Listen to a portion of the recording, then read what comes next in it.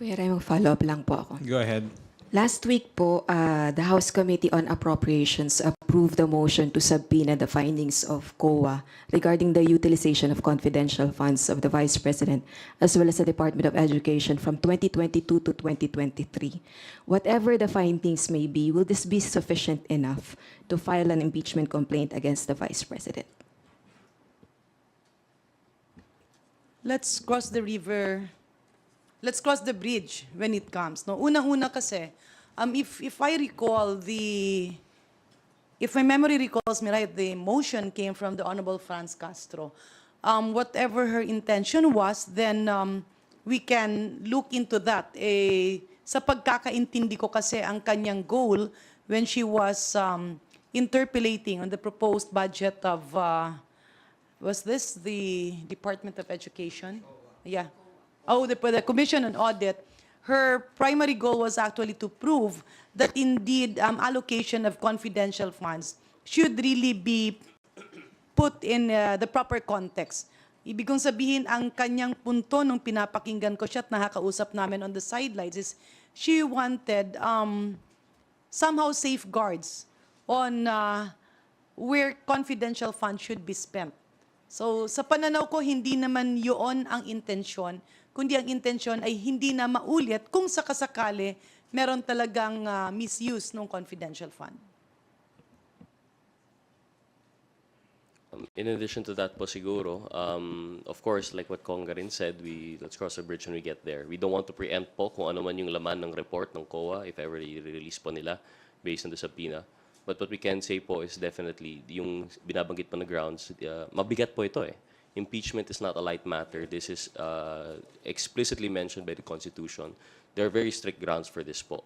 And in addition to the grounds, it is something that should be voted upon by Congress. Hindi po siya basta-basta lang na pag nahanap ng violation, ito, impeached ka na.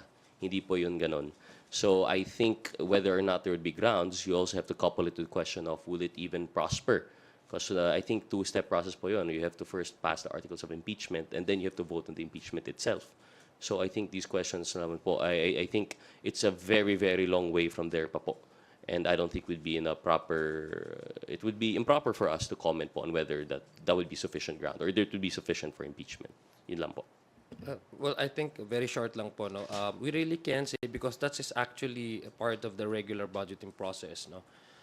And there's no indication para sa akin, kasi tama nga yung sinabi ni Kong Rog.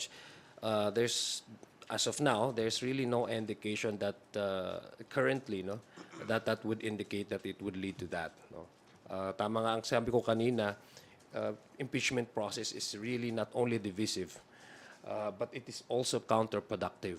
No? It counters the things that we do here in the House of Representatives. We are aiming to really push for the progress of our country economically, socially, issue of peace and order. So when we do discuss all these things, no, it really, it basically runs the opposite of what we are aiming here, in the House of Representatives. So it's not only resource-wise, it's too burdensome. It's also politically unwise for me, no. Na yung lahat po ng nagawa ng House of Representatives ay maka-counter just because we need to focus on a certain issue na wala naman pong basihan at hindi po talaga yun ang purpose or napag-uusapan dito sa House of Representatives. So I don't think, based on your question, there is currently no indication that would lead to me that would lead to that kind of an exercise. Thank you. From Billionaire TV, Hanati, you're recognized. Hello, good morning po. Kaninang umaga po si President Ferdinand Marcos nag-issue ng statement on Alice Go's departure from the country. And he said, "Let me be clear, heads will roll." At nabanggit din po niya na we will expose the culprits who have betrayed the people's trust and aided in her flight. At those responsible daw po will be suspended and will be held accountable to the fullest extent of the law. What's your take on this po?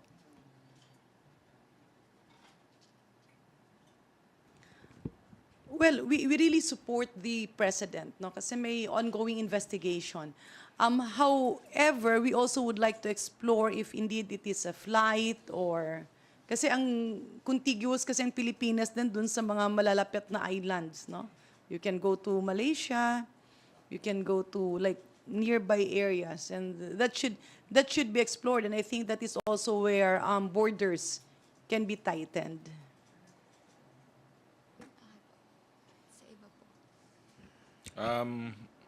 Mag-echo na lang po tayo dun sa statement ni Kong Janet and the President as well. Siyempre, pag may mga persons of interest, lalo po sa kaso na yung nabubuo po na patong-patong na problema sa kakaso, at this point, siguro, pwede na rin i-consider yung option of canceling her passport para po maihatid po siya kung nasaan man siyang bansa.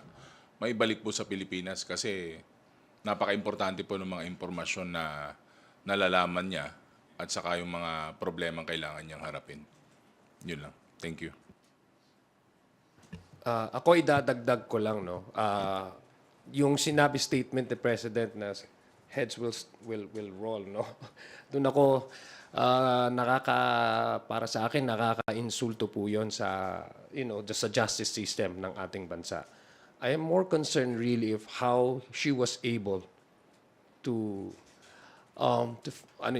to fly out of the country. Kaya yeah, or sabi nga ni Ma'am Janet, baka naman gumamit ito ng barko. Marami kasing any mode of transportation. But the point is, tama yung sinabi ni Ma'am Janet, yung border patrol natin and yung lahat ng ahensya ng gobyerno na dapat ay kasama po natin para ma-secure kung sino man yung may mga culpability sa mga ongoing investigation. Especially if the investigation is ongoing. There've been efforts from PAOK-TF, from NBI, and these law enforcement agencies have had sizable information to really bring down those who are involved in the illegal activities in relation to Pogo. No?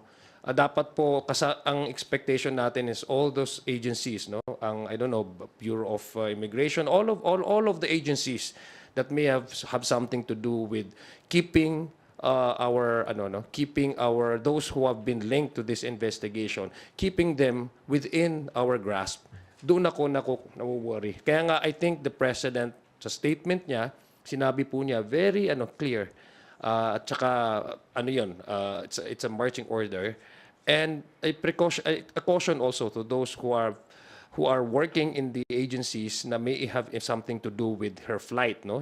She was able to manage to go out from the country, that really indeed mayroon po dapat mananagot dito. Dahil hindi ako naniniwala na nakalabas lang ho siya on her own walang assistance from those who may have something to do with this investigation, especially the agency. So ako doon ako mas concerned, and I will fully support the President. Kung sino pa man yung involved diyan, dapat talaga managot. Siguro in a short addition lang po, no, aside from that, I think this really highlights po yung social ills that Pogo brings.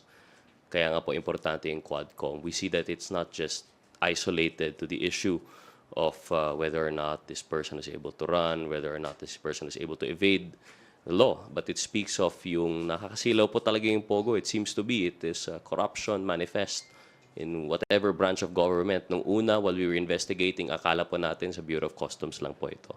Tapos nakita po natin, there are allegations sa baka nasa PNP.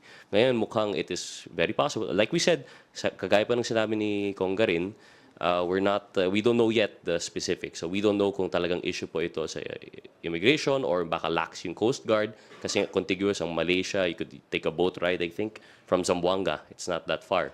Pero if they find, in support of sa sinabi ng President, if they do find that this is by virtue, this is made possible by corruption, then indeed heads must roll. And going back sa Quadcom, it really shows po, no, na it's now in BOC, we're talking about PNP, and now possibly even BI for immigrations po. So we really have to remain vigilant, and we support definitely the call of the President to look into this pressing matter. Ano po? Dagdag ko lang, no. That's why ang sinabi ko po, masyadong insulting ito, no. Nakaka-insulto ito, offensive sa ating justice system. Isipin nyo, ang dali-dali makapasok yung mga illegal na mga kriminal na mga gumagawa ng mga bogus and fake legal documents para mag-operate dito. Tas ang bilis lang din makalabas yung mga taong kailangan managot. So it's really insulting, no? That's how the POGO corrupts the system. Ganun na rin kasi yung ginagawa ng mga illegal na pumasok dito na yung mga Chinese dun sa Pogo. Parang ganun na rin yung ginawa ni Mayor Alice Go eh. So kung nakikinig ka man, Mayor Alice, nananawagan kami na umuwi ka na para makatulong ka dito sa investigasyon. Importanteng harapin mo yung mga aligasyon at napaka-importante po nung mga impormasyon na makukuha sa'yo. Parang para ako nasa, ano ba yun? Eye to eye? Ano ba yun? Nabutan niyo pa ba yun? Kung paano nga uuwi, hindi nga Pilipino. No? Just to put things in the proper perspective. Kasi pag sinabi natin, umuwi ka na, saan ba siya uuwi? No? And it brings me, idagdag ko lang kasi narinig ko, I heard the comments of my colleagues. Maganda nga yung hinaing na umuwi ka na, but the problem is, saan siya uuwi? Because the documents, as alleged, points to the fact that she's not a Filipino. Moreover, yun nga yung paulit-ulit naming katanungan, especially when I saw the facilities of Pogo. Alam na alam ng buong mundo na banned at mortal sin at talagang kinukulong at iba nga talagang fina-firing squad sa China ang mga involved sa Pogo. So why was this allowed in our country? Bawal na bawal siya doon. Lahat ng involved sa Pogo ay hinuhuli, tinatanggalan ng citizenship, ina-outcast ng China. Bakit nilegitimize dito sa Pilipinas? Parang binuksan. I don't want to, we have a lot of trading partnerships with China. Kaakibat sila dito sa ASEAN. But what happened in the previous administration ay buksan yung bansang Pilipinas para papasukin yung mga wanted naman at illegal sa China. So that's actually one also of the problems. So I think Alice Guo can also shed light on the group or the people who used her and pave way for putting in the Philippines illegal operations like this na nag-mushroom na nga sa maraming bagay. Napunta na sa loan scam, napunta na sa love scam, napunta na dun sa mga kidnapping and many others.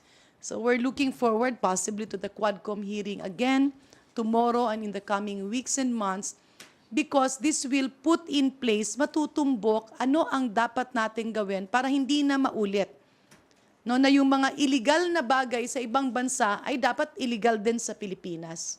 Kasi matatalino ang mga Pilipino, and our beloved country is not worth being a haven of criminals from other countries.